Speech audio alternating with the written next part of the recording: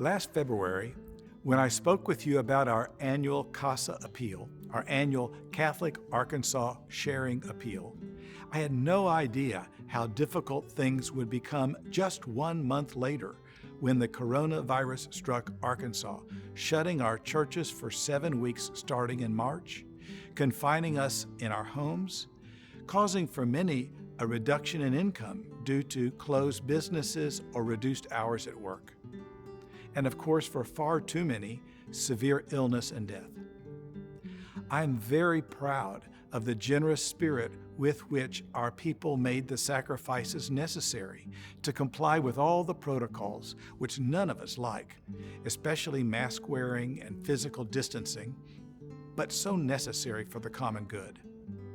And I can report that due to these protocols, there has not been a single case of known transmission of the virus during Mass in any of our 130 churches. Your generous spirit is also obvious in your response to last year's CASA campaign, to which you gave as much as in previous years, despite the pandemic and its effects, thanks to which we have been able to continue operations amid all the restrictions imposed on us by COVID-19. Today I come before you to ask you to do the same this year. CASA funds the operations of the diocese, including the offices that support ministry that occurs in your parish, plus services and programs that go beyond what any parish could ever do on its own. For instance, we have 40 men in training for the permanent diaconate and 30 men studying for the priesthood. In last year's message, I gave you a long list of offices and services that are funded each year through CASA. There has been no change in that list, which you can also find in this week's issue of the Arkansas Catholic. So in the interest of brevity, I will not repeat that list now. Instead, I will just ask you to be generous with your tithe, giving 10% back to the Lord.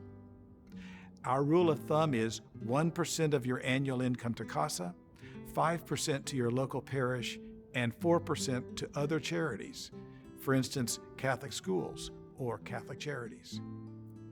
Also this year, since we have so many vulnerable people still attending Mass virtually in their homes due to COVID-19, we have also sent out a mailing to everyone on last year's mailing list in addition to this in-pew solicitation.